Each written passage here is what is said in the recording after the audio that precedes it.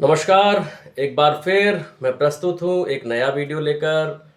और आज के वीडियो में मैं दो विषयों पर बात करूँगा। एक तो ये कि 12 अप्रैल को हम हनुमान जयंती नहीं मनाएंगे, और दूसरा ये कि हनुमान जी के पूजन में हमें किन किन बातों का विशेष रूप से ध्यान रखना चाहिए। तो सबसे पहली बात तो ये है कि 12 अप्रैल को हम हनुमान जयंती नहीं मनाएंगे, हम हनुमान जन्मोत्सव मनाएंगे।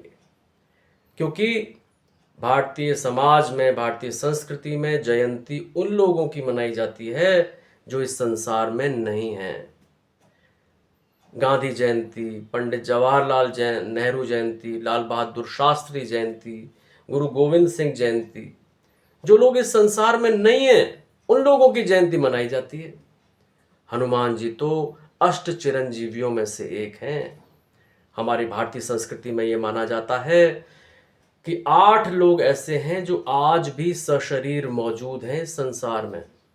अश्वत्थामा, बल्लेर व्यास, हनुमान, विभीषण, कृप, परशुराम और मार्कंडेय ऋषि। ये 8 लोग ऐसे हैं जो आज भी इस संसार में मौजूद हैं।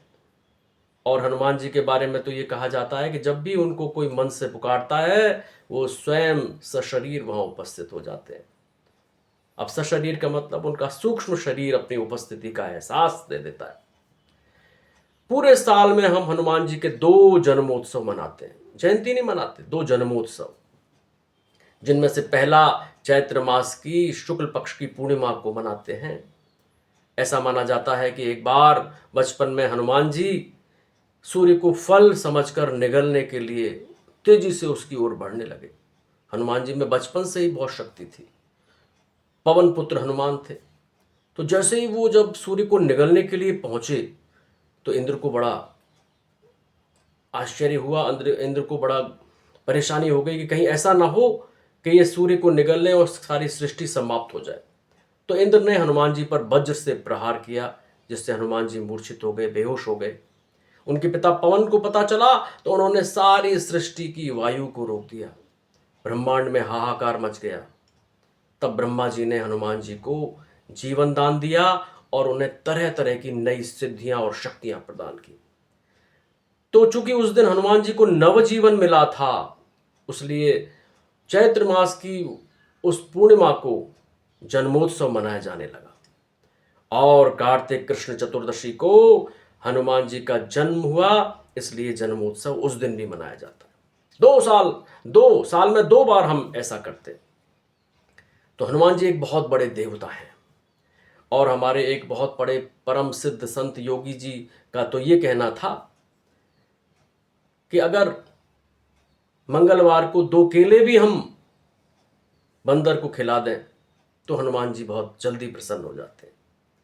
हनुमान जी की पूजा करने के लिए फिर भी हम विभिन्न प्रकार के उपचार करते हैं, तो हमें कुछ सावधानियां रखनी चाहिए, कुछ बातों का विशेष ध्यान रखना चाहिए। उनमें से सबसे पहली बात तो ये है कि जब भी हम हनुमान चालीसा का पाठ करें या हनुमान जी का पूजन करें तो उसके बाद हमें क्षमा याचना जरूर करनी चाहिए। हालांकि प्रत्येक देवता की पूजा के बाद क्षमा याचना करना एक हमारे कर्म कांड का हिस्सा है, जरूरी भी है। लेकिन हनुमान जी के संबंध में यह विशेष रूप से निर्देशित किया गया है कि अगर हनुमान जी की पूजा की जाती है तो हनुमान जी की पूजा के बाद क्षमा याचना जरूर की जाए, जिससे हनुमान जी कुपित नहीं हो। दूसरी बात यह है कि महिलाओं को हनुमान जी के शरीर का स्पर्श नहीं करना चाहिए। शरीर का मतलब मूर्ति का स्पर्श नहीं करना चाहिए।